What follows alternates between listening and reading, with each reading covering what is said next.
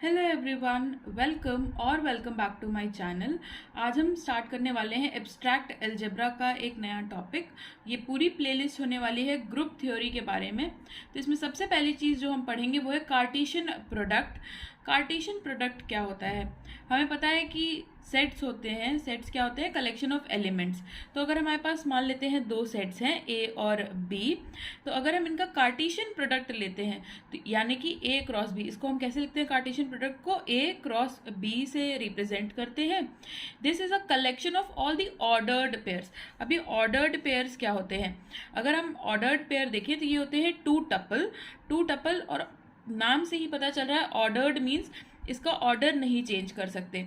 अब इसमें जो ए एलिमेंट है, हम ए क्रॉस बी की अगर बात कर रहे हैं तो ये जो कॉमा से पहला वाला एलिमेंट है ये क्रॉस से पहले वाले सेट से आएगा, और कॉमा के बाद वाला एलिमेंट जो है वो क्रॉस के बाद वाले सेट से आएगा।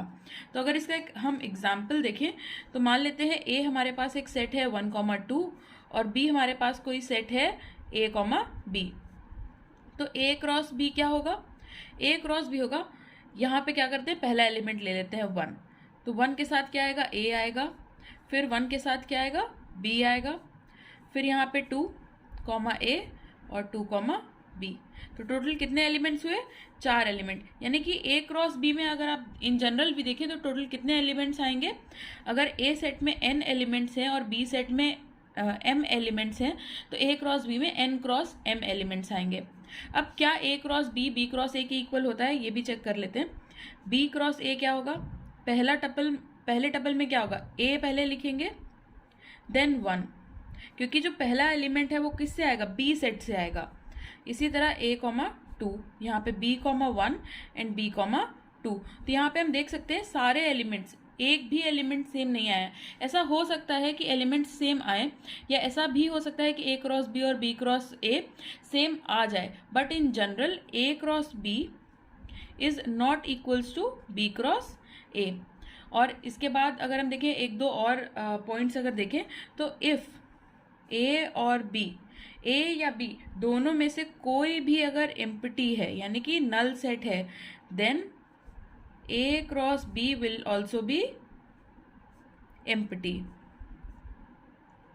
क्योंकि हमें यहाँ पे ऑर्डर्ड पेयर बनाने के लिए कोई एलिमेंट का होना प्रेजेंट, किसी एलिमेंट का प्रेजेंट होना बहुत ही ज़रूरी है। अदरवाइज हम कैसे यहाँ पे कार्टेशियन प्रोडक्ट कर पाएंगे? हेंस अगर ए या बी दोनों में से कोई भी सेट एम्प्टी हम लेते हैं तो ए क्रॉस बी भी एम्प्टी होगा। और अगर कार्डिनैलिटी की बात की जाए, कार्डिनैलिटी मतलब number of elements in a set, तो ए क्रॉस बी की कार्डिनैलिटी किसकी इक्वल होगी? Cardinality of A into cardinality of B. Cardinality को हम लोग ऐसे मॉड से रिप्रेजेंट करते हैं, और ए क्रॉस बी की कार्डिनैलिटी बी क्रॉस ए के इक्वल आएगी। This is all about Cartesian product. Cartesian product से रिलेटेड एक और रिजल्ट है कि अगर ए इंटरसेक्शन बी की कार्डिनैलिटी आर है तो A cross B intersection B cross A की कार्डिनैलिटी आर स्क्वायर होगी। तो इसको कैसे प्रूव कर सकते हैं? इसको प्रूव करने के लिए हम क्या क्लेम करेंगे? पहले हम क्लेम करेंगे इफ हम ले लेते हैं कि A cross A intersection B जो आ रहा है ये किसी सेट डी के इक्वल आ रहा है। अगर ऐसा है then A cross B intersection B cross A ये किसके इक्वल होगा? डी क्रॉस डी के। ये हमने क्लेम किया है। अब हम इसे प्रूव करेंगे तो ये चीज़ ऑटोमेटिकली प्रूव हो जाएगी। तो इसे प्रूव करने के लिए क्या करते हैं? लेट एक्स कॉमा वाई, एक ऑर्डर्ड पेयर लेते हैं जो कहाँ पे बिलोंग करेगा? इस सेट में बिलोंग करेगा, यानी कि A cross B intersection B cross A. अगर ये इसमें बिलोंग कर रहा है, इंटरसेक्शन में बिलोंग कर रहा है कोई एलिमेंट, मान लेते हैं ये एक सेट है, ये दूसरा सेट है, कोई एलिमेंट इसके इंटरसेक्शन में बिलोंग कर रहा है, यानी कि ये इस सेट में भी बिलोंग कर रहा है और इस सेट में भी बिलोंग कर रहा है।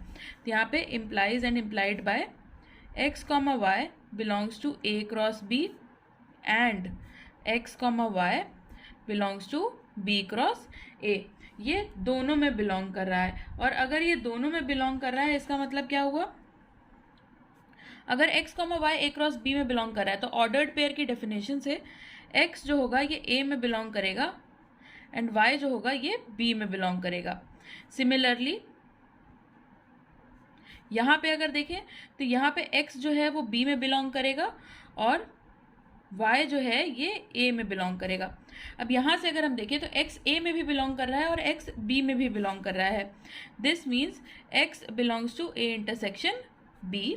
एंड यहाँ पे y की बात करें अगर तो y भी b में भी बिलोंग कर रहा है और a में भी, दोनों में जा रहा है, यानी कि y belongs to a intersection b। x और y दोनों a इंटरसेक्शन b में बिलोंग कर रहे हैं। इसका मतलब क्या हुआ, x and y belong to a intersection b। अब यहाँ पे क्योंकि ब्रैकेट नहीं लगाया, इसका मतलब है ये दो अलग अलग एलिमेंट है। अगर यहाँ पे हम ब्रैकेट लगा देंगे तो इसका मतलब हो जाएगा ये एक ऑर्डर्ड पेयर है। a इंटरसेक्शन b को क्या लिया था हमने, d लिया था, यानी कि x और y d में बिलोंग करते हैं। अगर x और y दोनों d में बिलोंग कर रहे हैं, यानी कि ये d के एलिमेंट है, तो यानी कि x, y टपल जो है ये कहाँ पे बिलोंग करेगा, d क्रॉस d में करेगा, क्योंकि x d में है और y भी d में है। तो यहाँ पे हमने क्या प्रूव किया, इफ एंड ओनली इफ हर जगह लगा हुआ है, यानी कि इससे हम इसे डिराइव कर सकते हैं और इससे हम इसे कंक्लूड कर सकते हैं। दिस मीन्स x, y अगर इसमें बिलोंग कर रहा है तो x, y इसमें भी बिलोंग कर रहा है, यानी कि ये दोनों सेट्स क्या हुए, जितने भी एलिमेंट इस सेट में हैं वो सारे इसमें बिलोंग कर रहे हैं, और जितने भी एलिमेंट्स इस सेट में हैं, क्योंकि यहाँ पे इफ एंड ओनली इफ लगा है, वो इस सेट में भी बिलोंग करेंगे। दोनों तरफ से ये फॉलो हो रहा है। This means a cross b intersection b cross a is equals to d cross d। तो यहाँ पे हमने क्या प्रूव कर दिया, ये दोनों को इक्वल प्रूव कर दिया है। लेट, अब मान लेते हैं कि d की कार्डिनैलिटी जो है वो r के इक्वल है। अगर d की कार्डिनैलिटी r है, this implies cardinality of a cross b intersection b cross a, ये कितना हो जाएगा, cardinality of d cross d। हमने देखा था कि इसको कैसे लिख सकते हैं, cardinality of d into cardinality of d। Cardinality of d कितनी है, r इंटू r क्या हो जाएगा, r square, and hence proved. And this is it for the video, and if you like this video, do give it a thumbs up and also subscribe to this channel. Thank you for watching.